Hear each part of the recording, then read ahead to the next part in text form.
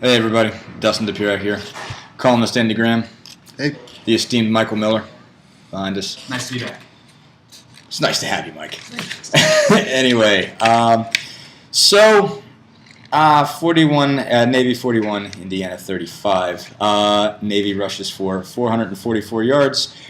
You know, I would think that would probably be a record for an Indiana opponent, but It's we've not. seen worse. Last year, as a matter Actually, of fact. last year it was Wisconsin had 564.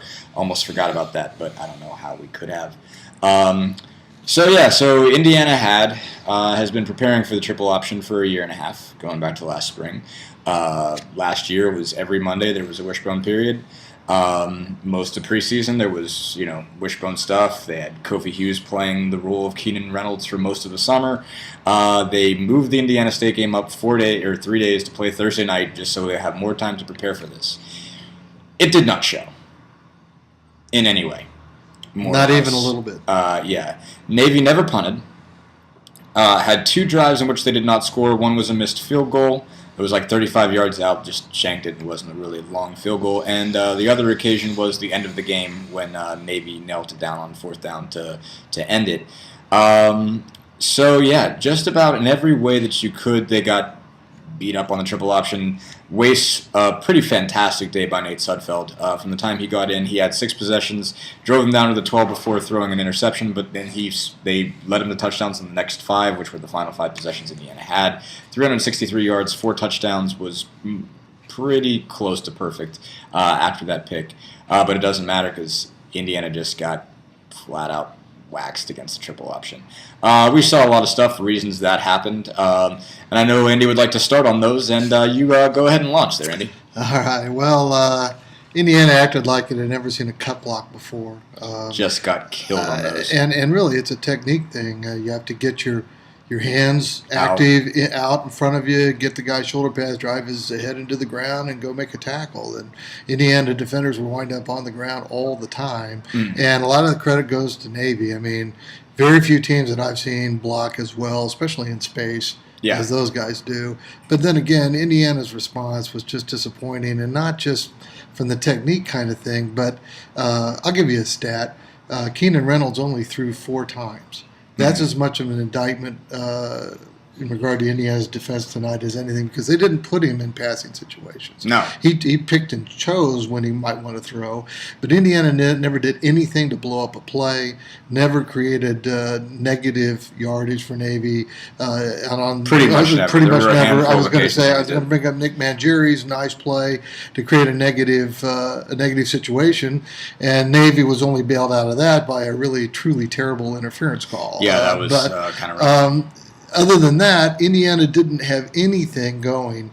A year ago in Annapolis, they were better against it a year ago. I mean, they weren't. Adam Raploga, Larry Black, the DTs then were getting penetration up the middle and blowing up plays that way. So they didn't really need to stunt much or send blitzes too much last year, at least not that I remember.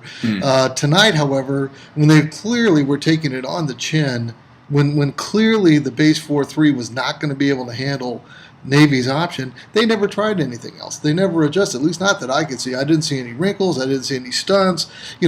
Just take the case of the middle linebacker. T.J. Simmons, I think, technically had the responsibility for the pitch man most of the night. He wasn't getting there because the Navy blockers were getting to the second level almost right away.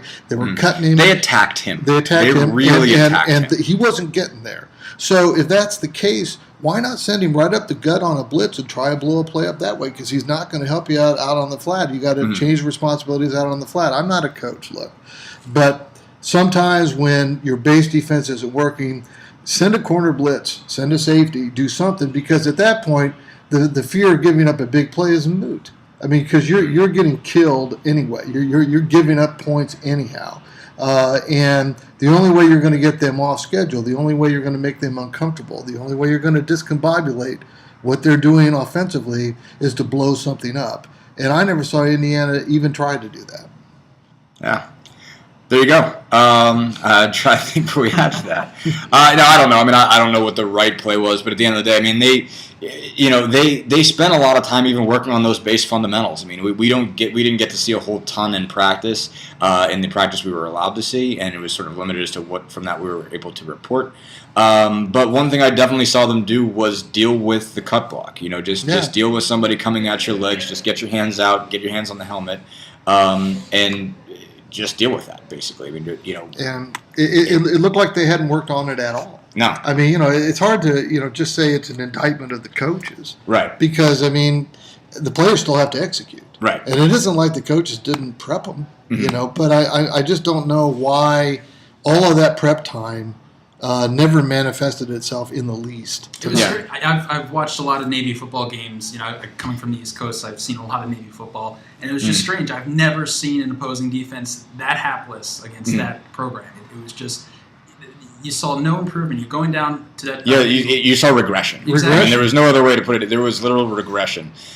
Keep going, Mike. It was just, I went down and, talking to Keenan Reynolds after the game, asked him, what did you see different? Did they do anything different from last year? And he said nothing. He said nothing. There was no added wrinkles. He said nothing changed. He's probably being nice because it was a clear regression. But, I mean, what did Navy have rushing last year? Like 257? 257 on 50-ish carries. I think they had that close. They had 255 at half. Yeah, and it's just – and look, this may be a better Navy team. It probably is. It's definitely a better Navy team. The Navy coaches have been saying they think this is the most talented group they've had for like a decade or so. Yeah, maybe it's longer. good. And Keenan Reynolds is a more seasoned he's a complete player. He's really good. And last year when he's playing against Indiana, he's a freshman. He's trying to get his act together and all that kind of stuff. But his act is very much together now. He made a great play to clinch the game on a 4th and 1, and Indiana actually defended it pretty well. I thought T.J. Simmons maybe could have wrapped his legs a little better, but Reynolds did a great job of keeping his knees. He was like horizontal to the ground. Yeah. He kept his knees off the ground long enough so he could reach for the first down to basically clinch the game. He was terrific all night. Yeah, no, he really was. Reynolds was awesome all night, and every time they went perimeter. Any time that they got out, with just basically when it was Reynolds and a pitch man, IU had no chance. Right. I mean, there was just wide open alleys that there was just Indiana bodies on the ground and just wide open daylight. And it's hard to say how much. We're not talking lack of effort here. I mean, I'm not sure what it is exactly. I mean, it's not like I thought Indiana mailed it in or gave up or anything like that. No, and really they played better at the end. Their last drives were much better than their first drives. That's right, and the defense kept fighting. And I will say this, too.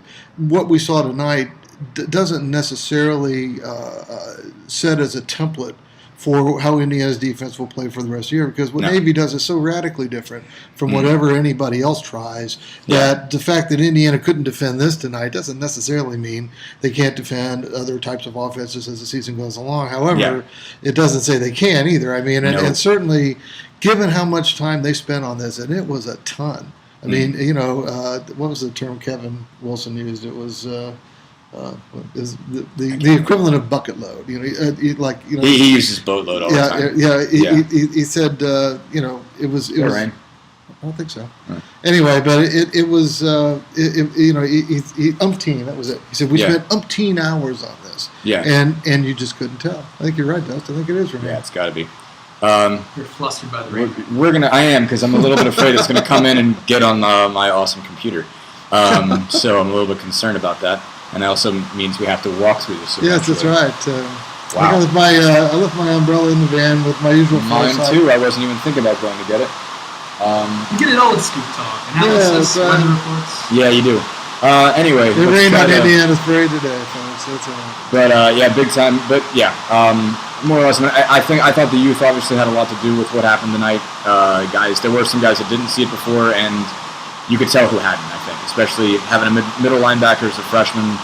I was a little surprised they didn't move Simmons to one of the outside spots and maybe spend more time with Cooper in the middle just because he'd seen it. This hasn't been there just because they've been better with him in that position. As I say, I'm just surprised that they didn't send guys because clearly trying to play base wasn't working. T.J. Simmons can't get outside. Why don't you shoot him right up the gut, see if he can blow something up? As I said, I think there's always a hesitancy among defensive coaches. They fear the big play. They fear getting gouged getting undressed, which has happened. And yeah, it's not like it. There were a bunch of times last year when Eckler called it blitz. Right. Eckler, also claimed it usually in practice afterwards. But tonight, Navy didn't punt. Indiana never put him in position to punt, and frankly, Indiana never just sold out and said, "Here we come. We're just going to try and blow you up, and if you completely pass over the top of us, we'll tip our cap to you." But they never did, and not that I could see. No. But anyway, if there's one thing that comes out of this one, it looks like I can't see how Nate Sudfeld's not your starting quarterback going forward. I agree. And I don't think Roberson's days are done. I think you're going to see more of them. I think this was the day where they obviously fell behind and they needed to score every single time. I was going to make that point. This, once again, that's not an indictment of Trey. I mean, the first two possessions when he was in didn't go anywhere, but he threw one bad ball. But other than that, he didn't do anything wrong. The offensive line wasn't blocking with a darn. Early on, no. And they were getting beat. But when they fell behind, clearly it was Sudfeld time. I mean, you're going to have to throw the ball. You're going to have to try and make up some points quickly. And given how Sudfeld performed, I mean, I think he has to be the guy moving forward, one would think. But I also agree that Trey's going to play some meaningful minutes too. But that was not what everybody expected to see, I don't think. Indiana's 1-1, they kind of needed that one. You thought they were going to try to, going to need a big start early to get on the bowl game track, and they lose a big one. So, all right, thanks, everybody.